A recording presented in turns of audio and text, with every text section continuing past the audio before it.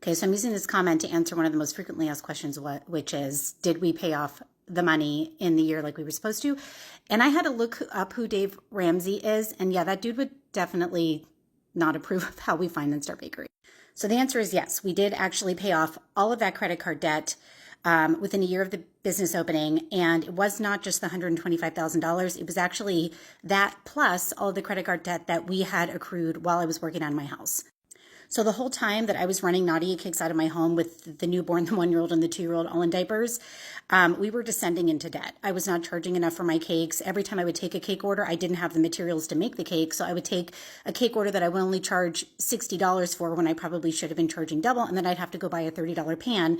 And this went on pretty much the whole 2 years. So anything big, like if our car broke down, if we had medical bills, we put it on a credit card. So by the time we sat down to write out those advance checks to open up Nadia Cakes, we had $18,000 already charged on our credit card. So the reason why we had to sit down and write out all of those advance checks all at the same time was because we knew the second the credit card companies saw that we were blowing up all of our credit cards, they were going to cut our limits.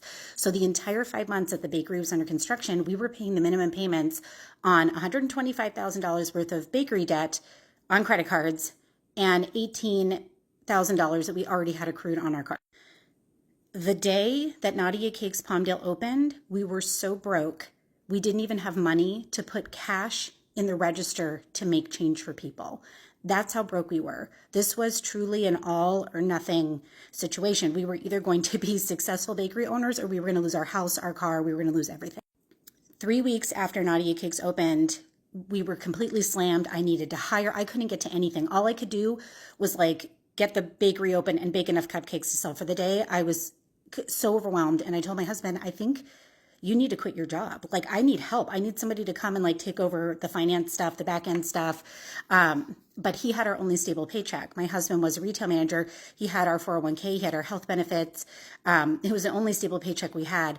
But it was we knew we had to support Nadia Cakes or we were going to lose everything. So he did. He quit his job. My husband came on to be the CFO of Nadia Cakes. He's still the CFO of Nadia Cakes. And the first thing that he did was he reconsolidated. He went to the banks and said, look, we have all this collateral. We have equipment. We have a storefront. We're doing really well. And he got them to give us a business loan to cover the $125,000 worth of debt. So we got all of that debt moved to a real business loan, and then we paid it off. And I'd like to tell you that our future financing was easier, but it was not. Our bank never gave us a loan, ever. Not with any of our bakeries, no matter how successful we became. The second time we opened a bakery, we funded it ourselves, and my Aunt Valerie loaned us the rest of the money, and we got some money from a organization that supports women in business. And then we did that same thing with the third bakery, only it was 2 different aunts that helped. We still have our Palmdale location. We have 3 locations in 2 states. I have anywhere from between 50 to 75 employees, depending on the time of year. And we still have our very first employee that we ever hired over 14 years ago. Also, I do public speaking and I tell this story. This whole story takes me 45 minutes to an hour to tell. I didn't even get into how I taught myself to write and how I became an author.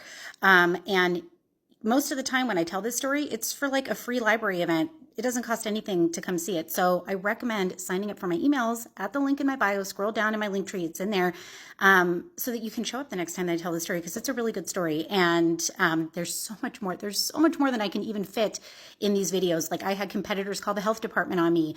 It was hard, guys. It was extremely, extremely hard. We had to fight every inch of the way to end up where we are today. It was a very long journey, and it was very difficult. And I like telling it, and I like answering questions when people ask about it. So go sign up for my emails so that you can come the next time I tell.